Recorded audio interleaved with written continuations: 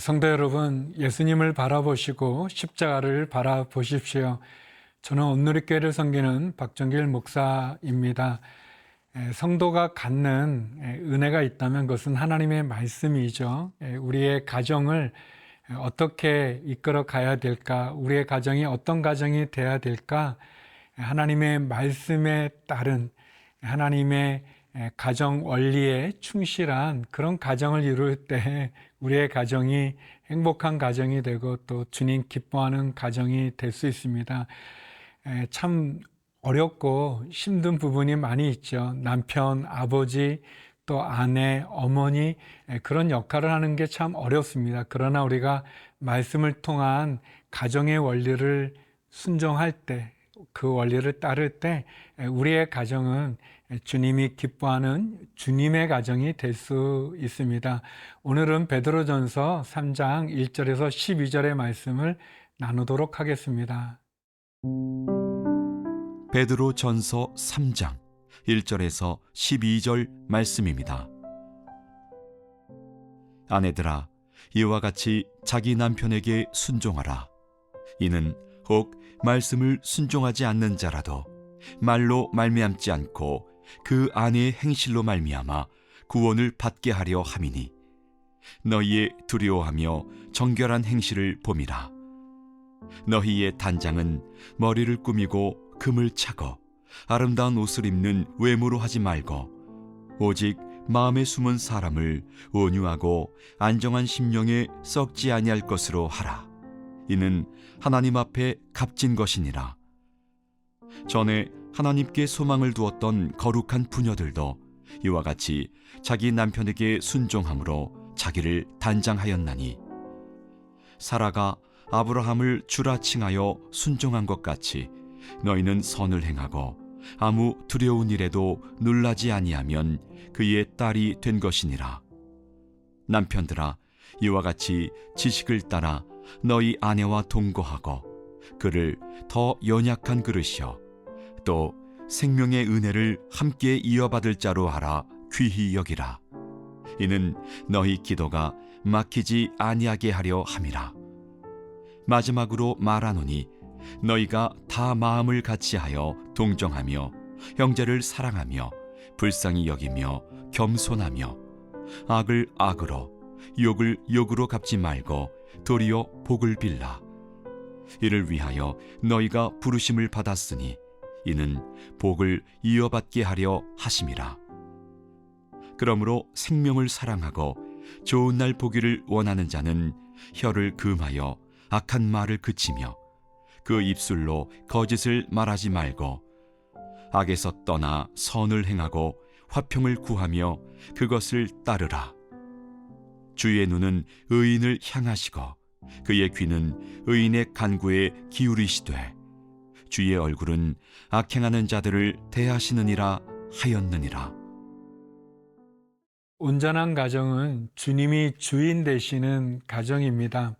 남편과 아내가 서로 존중하고 자녀가 부모를 공경하고 또 부모도 자녀를 귀히 여기는 가정이 되겠죠. 가정은 하나님께서 창조하신 제도입니다. 하나님께서 아담과 하와를 통해 가정을 창조하셨죠. 그래서 가정의 주인이 하나님이고 주님임을 기억할 필요가 있습니다. 베드로는 믿음을 가진 성도들이 이 땅 가운데 살아갈 때 특별히 가정 가운데 어떻게 해야 될지를 권면합니다. 아내들을 향하여서는 남편에게 순종하라고 얘기합니다. 외모를 꾸미는 것도 중요하지만 외모보다 더 중요한 것은 마음 깊이 사랑하고 또 존중하고 또 섬기는 거죠. 믿지 않는 남편이 믿음을 가진 아내의 그 순종과 그 섬김, 그 사랑에 감동을 받아서 주를 믿는 경우도 많이 있지 않습니까? 계속해서 남편을 향해서는 이렇게 권면합니다. 7절 말씀인데요. 남편들아, 이와 같이 지식을 따라 너희 아내와 동거하고 그를 더 연약한 그릇이요 또 생명의 은혜를 함께 이어받을 자로 알아 귀히 여기라. 이는 너희 기도가 막히지 아니하게 하려 함이라. 여기 보면 베드로 사도가 남편들에게 권면하죠. 지식을 따라서 아내가 더 연약한 존재인 것을 알아서 귀히 여기라고 얘기합니다. 그래서 남편들은 아내를 사랑하되 내 마음대로 내 생각대로 사랑하는 것이 아니라 아내가 무엇을 좋아하는지, 무엇을 싫어하는지, 또 무엇을 소중히 여기는지를 알 필요가 있습니다. 또 물어볼 필요도 있고요. 그리고 그 연약한 그릇이지만 우리는 아내를 통해서 생명을, 자녀를 얻지 않습니까? 얼마나 귀합니까? 그 아내를 존중하고 또 귀히 여기고 또 사랑하고, 그리고 그 아내가 나의 그 자녀를 있게 하는 그런 존재임을 알아서 하나님 말씀처럼 온전함을 가질 필요가 있습니다. 그럴 때 우리 기도가 막히지 않는다고 그랬습니다. 우리 아내가 얼마나 귀한 존재입니까? 주님의 아름다운 가정을 이루는 우리 모두가 되기를 소망합니다.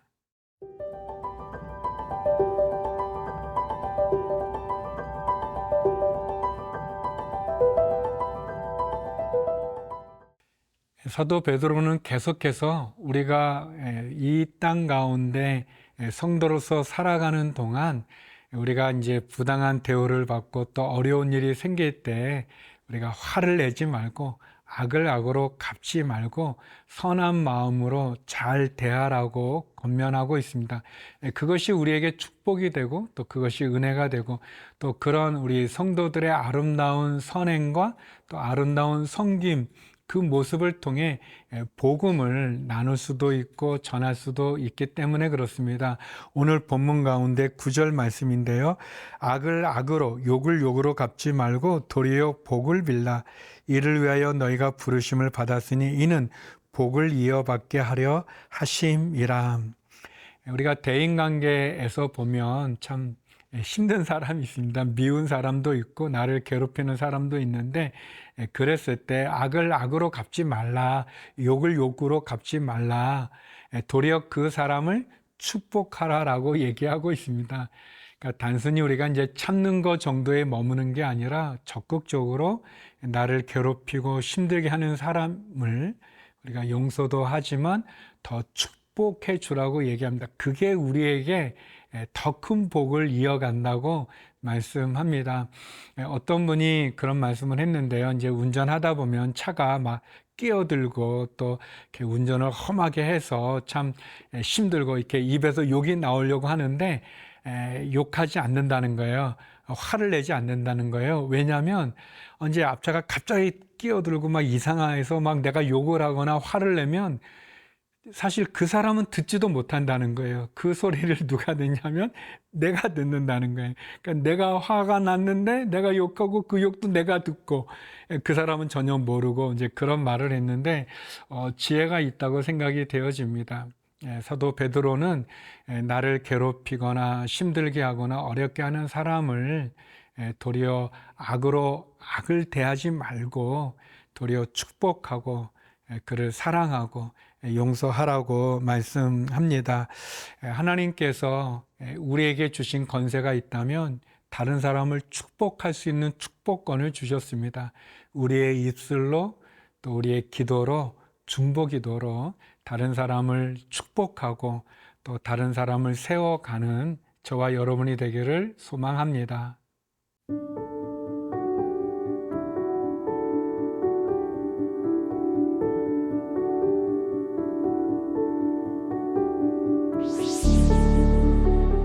하나님 아버지, 우리가 이 땅 가운데 빛과 소금으로 살아가게 하시고 예수님의 제자로 승리하는 삶을 살게 하여 주옵소서. 오늘 하루도 우리의 자녀와 가정과 직장과 일터를 기업을 축복해 주옵소서. 선교사님들과 해외 한인들을 기억하여 주시고 특별히 육체의 질병으로 어려운 한우들마다 위로와 치유를 베풀어 주시옵소서. 예수님 이름으로 기도드립니다. 아멘.